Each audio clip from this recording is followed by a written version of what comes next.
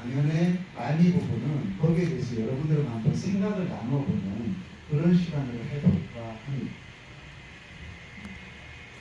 우선 지금 여러분들 눈앞에 보이고 있는 지도가 도감도 같은 그림이 있죠.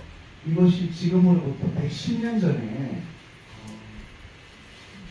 바로 지금 이 서촌에서 동쪽편에 있는 경복궁의 근정전 경회도를 중심으로 해서 일본 사람들이 다건물을 설치하고 어마어마한 규모의 전람회를 합니다.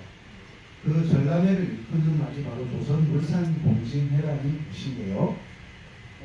지금 보시면 이거 대략 짐작이 가시겠습니다만 화면 중앙 안쪽에 백악산을 중심으로 해서 경복궁이 있는데 이 경복궁의 상당수 옛날 정각들을 철거를 하고 그 경회로와 그리고 이제 근정전 뒤에 있는 그 왕과 왕비, 왕족들의 침전을 둘러싸는 형식으로 이렇게 근대식의 가건물들을 짓습니다.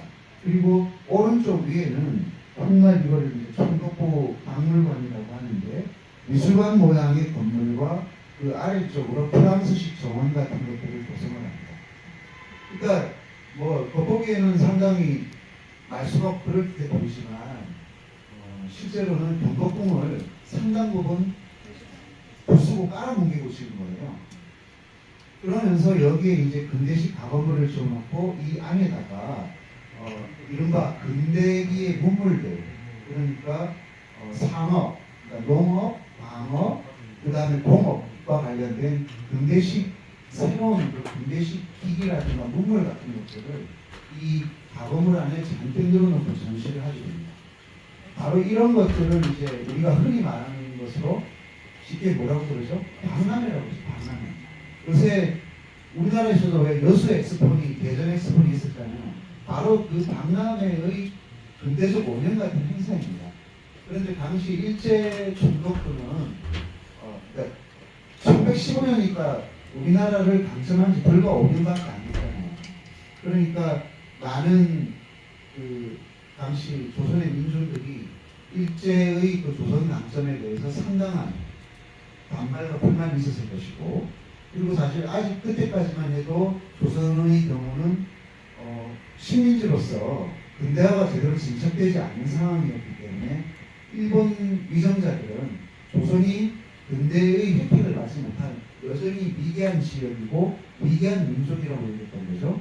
그래서 자기들이 이제 1910년에 조선을 강점하고 이러한 한일 병합을 한 것은 근대의 문물, 근대의 어떤 그 방명을 조선 민족에게 주기 위한 하나의 뭐 축복이다, 은총이다 이런 것들을 나름대로 선전하려고 했던 거죠. 그래서 교묘하게 그 조선인들을 세뇌를 시키고 시민 통치에 순응하게 만드는 수단으로서 가장 유력한 시각적 선전 수단으로서 구상했던 것이 바로 이 박람회였던 것인데요.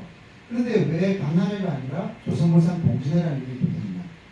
위대한 조선에서는 아직 박람회 정도의 그런 등급의 행사를 추진할 만한 여건이 못 되기 때문에 박람회보다 낮은 등급의 공진회라는 초보적인 형식의 박람회를 하겠다 이렇게 됩니다. 그래서 이름을 조선물산공진회라고 붙였던 것이고요.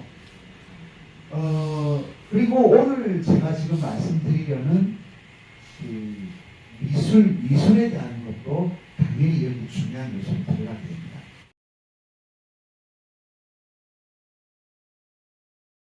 청토전, 청토회.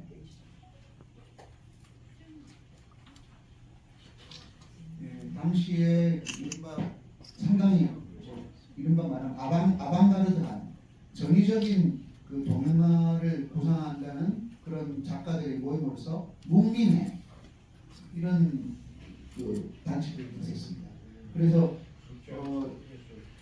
웬만한 그러니까 서울대 홍대를 나와서 이른바 그 제도권 화단에서 발을 디딘 이른바 동양화가들은 이런 단체에 소속이 돼서 일종의 그 이념적인 지향 같은 것들, 그러니까 그 재료나 기법에서 우리는 이런 방향으로 가겠어. 이런 방향으로 과거처럼 똑같이 뭐 풍경을 그리는 이렇지 않고 파격적인 재료를 쓰거나 아니면 추상적인 선명, 모더니즘에 가까운 이런 작업을 해보겠어. 이런 흐름들이 하나의